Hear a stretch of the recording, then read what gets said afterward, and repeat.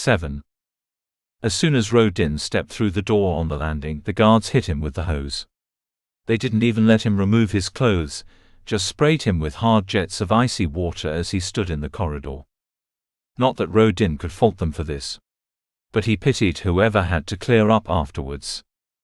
He wasn't sure how he dragged himself out of that foul river, although he remembered breaking the surface and gulping so much rancid air that he threw up.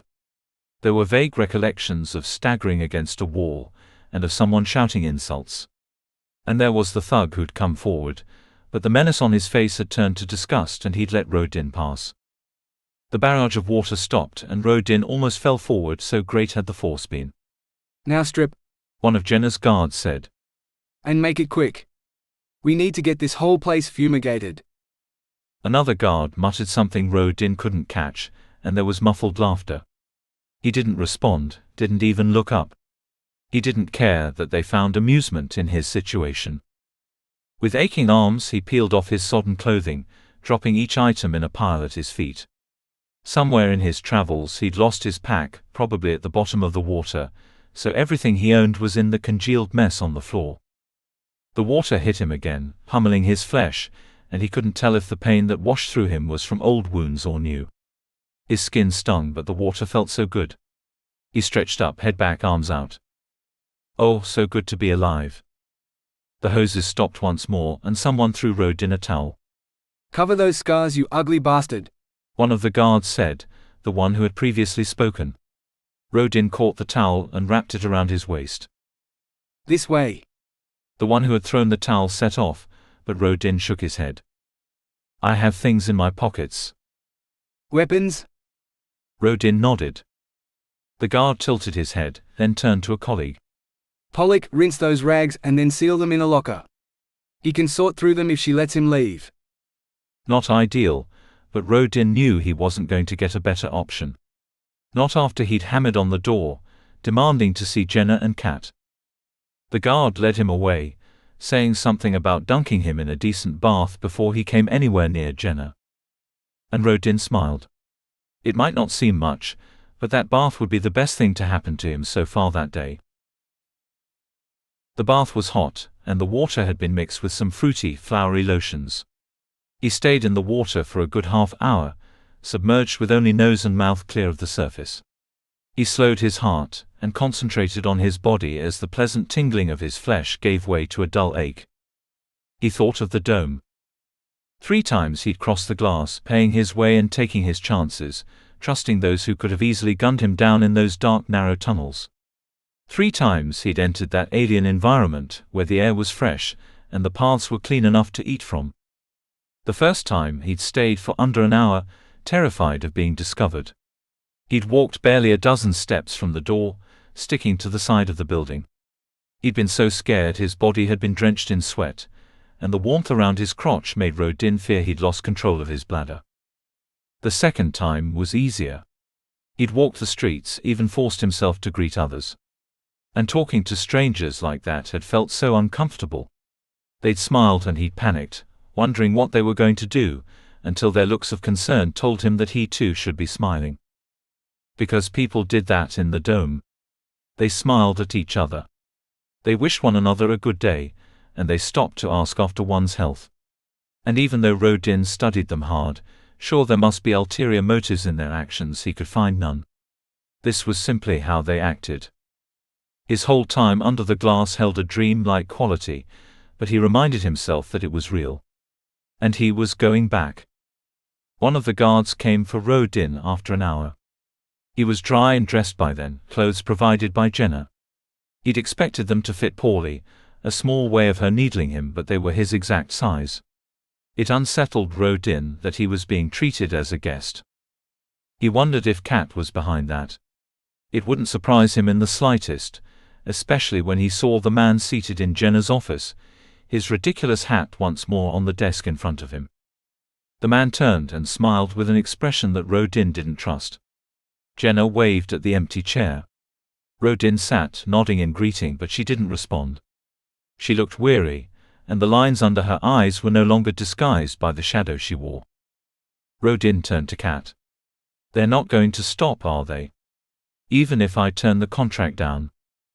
As I said before, you're the ideal candidate. While you still live, there is always the chance you will accept. Cat raised his hands in a what-can-you-do gesture. It's unfortunate how often we are judged not on our actions, but on the perceptions others have of us. Was he talking of himself? The comment was barbed, and it worried Rodin that he couldn't quite figure it out. So I have no choice. There is always a choice. Even your targets have a choice, Mr. Rodin. They can accept what is coming to them, or they can struggle against the inevitable. But I have to hear you say the words. For the sake of clarity, you need to tell me your intentions. Rodin took a breath. I'll take the contract, he said. Cat beamed, but Jenna simply looked relieved. And why not? If he was going into the dome, he'd be away from her district. She'd have to find another scapegoat for the violence now.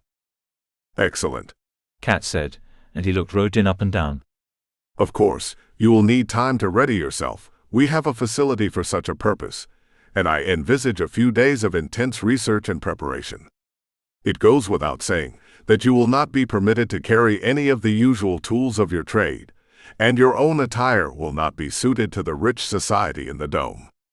But we can supply appropriate clothing. Rodin turned to Jenna. My clothes can stay here. You want those rags back? He shrugged. I have things in the pockets. She nodded. The locker will remain sealed. Cat reached for his hat. So it's settled. I've taken the liberty of acquiring transport, and even now it awaits. Shall we adjourn, Mr. Rodin? One moment. Jenna held up a hand. I'd like a few words with Rodin. Alone. There was an up-tilt on that final word, like she was asking Cat's permission. But the man nodded and stood. I'll wait outside your door. Jenna watched Cat, her expression remaining cold and unreadable until the door closed behind him. Then she turned to Rodin, and her mouth twitched as she sought for words. He told me. She said finally. Said you'd been in the dome before. That true? Rodin shrugged. Nowhere's impenetrable. What was it like? What was it like? Rodin thought back to the spacious clean buildings and the tree-lined streets. He thought of the fancy meals and the drinks with all their ridiculous names. He thought of the constant talking and smiling. Fake. He saw a flicker of surprise and felt the need to expand. Everything's surface. There's no depth. But it's a perfect society. Her brow was furrowed. There's no violence, everyone's happy. Everyone's safe. I feel safe here. She snorted. 2 attempts on your life, and it's not even the middle of the day?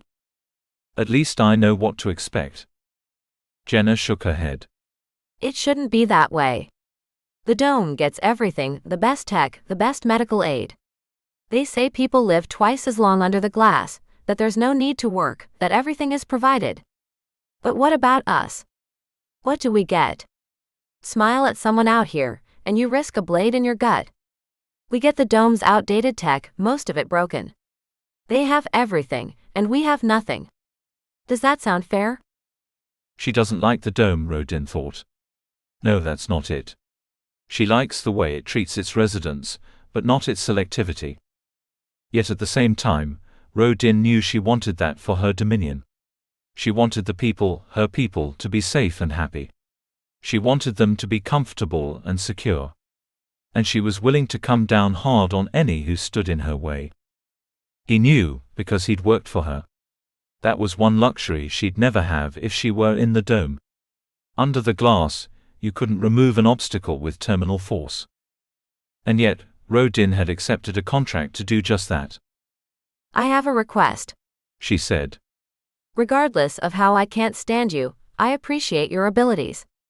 I know you don't do loyalty, but neither do you bear grudges. I ask this as a favor. No payment, no commitment. Her throat bobbed and Rodin saw how hard this was for her. This was as close as Jenna came to opening up, at least to someone like Rodin. He nodded, giving her permission to continue. When you go in, I want you to learn for me. You're not a mindless thug, despite what some might say. You're observant, and you're intelligent. So see how they run things, see how they make things work. And if there are any inside who might consider contact with someone on this side. I know it's unlikely, but if there is any way. She coughed and reached for her glass of water. Her hand trembled and she sipped quickly. But why should I expect anything from a mercenary? If I'm not paying, you don't care, do you? Just go. Do Cat's job and take his money. That's all you're interested in, isn't it? Her hand reached under the desk, and the door behind Rodin clicked as it opened.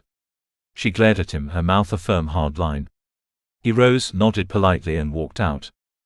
He felt her eyes on his back the whole time. Even when Cat appeared all smiles, Rodin knew Jenna didn't glance at the man. And he realized something else. He'd accepted the contract, even though he only knew a few vague details, and even though he had never discussed the pay. Jenna was wrong, he wasn't only interested in the money. Killing people was what he did, and he did it well. He was a professional, and a true professional always sought opportunities to improve. The harder the contract, the greater the challenge, and the higher the personal satisfaction. And this contract was truly unique. This was an opportunity unlike any other.